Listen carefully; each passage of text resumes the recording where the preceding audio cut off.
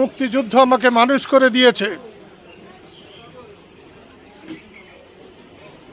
মুক্তিযুদ্ধে আমি রুখে দাঁড়াতে পারবো এটাও আমার ধারণা ছিল না। তখন আমাদের নেতা ছিলেন বড় ভাই লতিফ সিদ্দিকী। আমরা তার নেতৃত্বেই চলেছি। আল্লাহ আমাদেরকে জয় দিয়েছিলেন, বাংলাদেশ স্বাধীন হয়েছিল।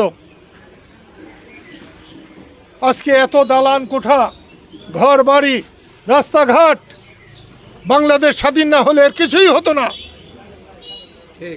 কিন্তু বড় দুর্ভাগ্যের বিষয়, আজ অনেকেই সেই স্বাধীনতাকে মনেই করতে চায় না।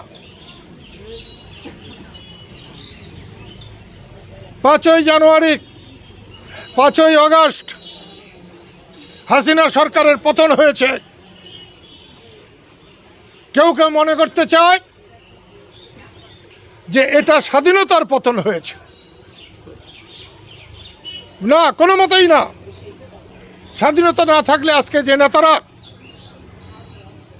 একটা বিপ্লব ঘটিয়েছে, আমি তাদের বিপ্লবের জন্য তাদেরকে সাধুবাদ জানাই। এবং তারা যদি ঠিকভাবে চলতে পারতেন তাহলে বহু বছর তাদেরকে মানুষ স্মরণ রাখত। কিন্তু তারা স্বাধীনতাকে প্রশ্নবিদ্ধ করে ফেলেছে। তারা বঙ্গবন্ধুকে মানে না, তারা জিয়াউর রহমানকে মানে না, তারা আমাদের কাউকেই মানে না। এটা ভালো কথা নয়।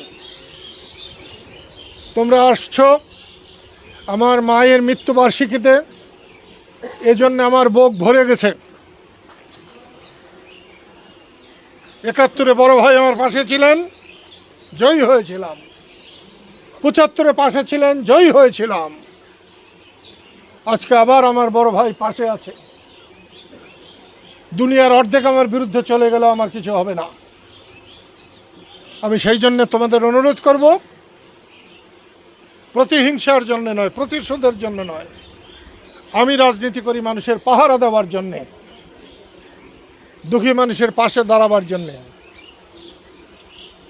আজ থেকে আবার বলছি যে আমাদের সক্রিয় রাজনীতি করা দরকার।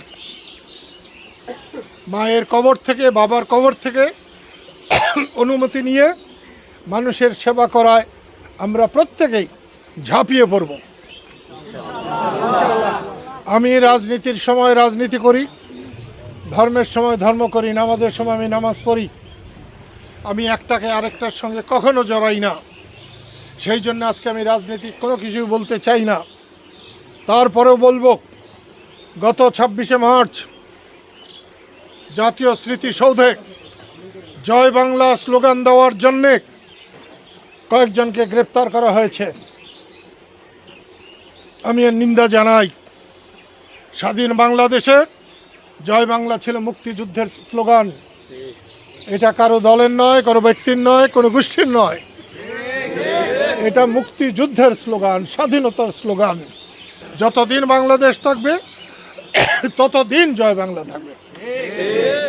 আমি গত 25 বছর একবারের জন্য জয় বাংলা বলি নাই। আজকে শপথ করে গেলাম মায়ের কবরে, বাবার কবরে, যে আজ থেকে আমি জয় বাংলা বলবো।